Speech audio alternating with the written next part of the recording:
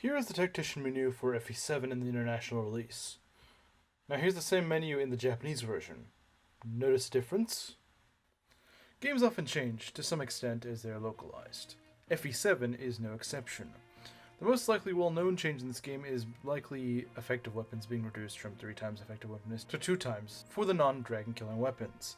So things like the rapier, the armor slayer, heavy spear, and so on. However, that is far from the only change this game has. There's numerous differences of varying categories in this game, so let's split them up. First, let's talk about the naming differences. I'm not going to go to list every single name difference, as most only vary slightly, and still make a fair bit of sense. For example, Lin is Rin in the Japanese version. Sure, it's slightly different, but nothing really that radical. I will, however, talk names that are actually just plain different. To start, we have Lucius, who is Luthia? Luthier? I have no idea why his name is so different and why he sounds like a mage from Valencia, but that's the only really different character name out of the bunch. But what about other names, like class names? Again, while most are different, they're things that are fairly sensible, like cleric being sister or knight being armor knight. However, what really stood out to me was Dark Druid, which is Nurgle's class, being Basilisk Glance. Basilisk Glance? Yeah, just another weird localization. Finally, we'll talk about weapons and items. There's some simple ones like Armor Slayer being Armor Killer or Lance Reaver being a Lance Buster. The Heavy Spear is the Piercing Lance. Ballistae are arches, which I'm guessing is short for archers. The unused emblem weapons, such as the Emblem Sword, are actually called Mark's Sword and such. Mark being, of course, the default name of the Tactician.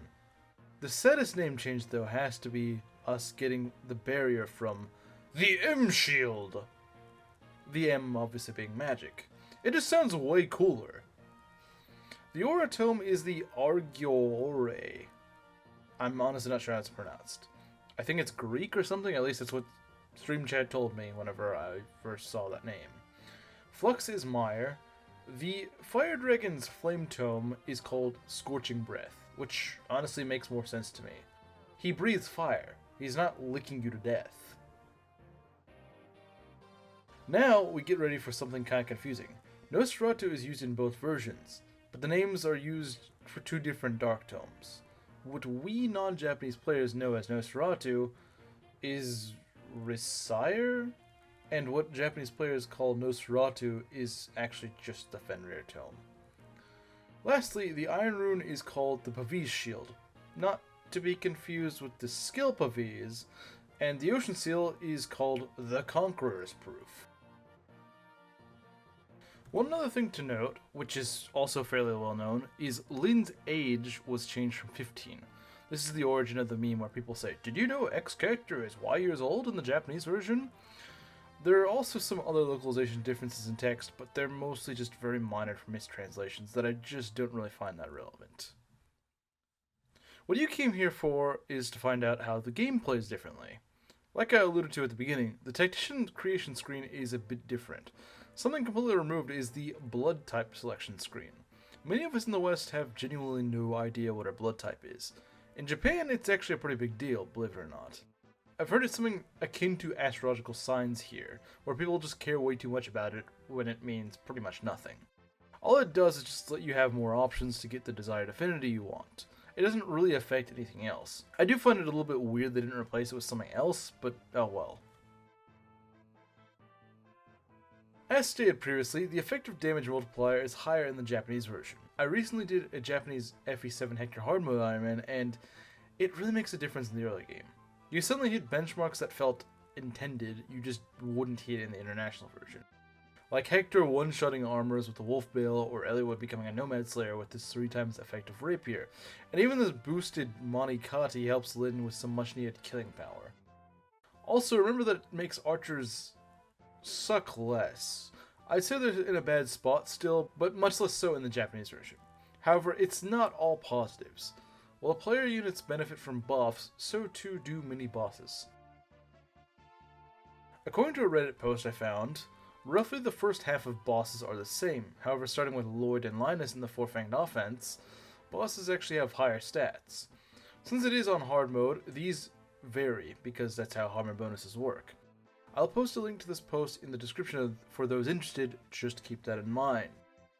Other bosses affected include Pascal, Kenneth, Germ, Maxime, yes, that guy is even scarier now, Sonia, Keim, Denning, Limstella, and the bosses of the final chapter. Special shoutouts to Maxime and Keim in particular, who really gave me trouble. Maxime killed 3 of my units. You do not want to mess with these stats. Like, he has nearly cap speed. Seriously, don't. If you can avoid this guy, please do.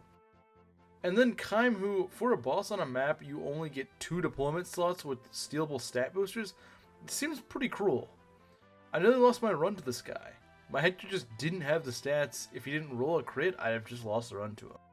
You can make the argument, oh, well, you shouldn't have been trying to train up Nino for this map, but, I mean, 2 slots? You're going to sacrifice something.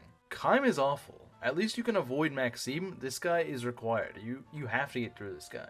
I don't know what intelligence systems was on when they made this guy. If his stats weren't egregious enough, the Japanese version had FE6 stones and gates, so they'd get even more defensive boost, and avoid from those tiles than they would in the international release.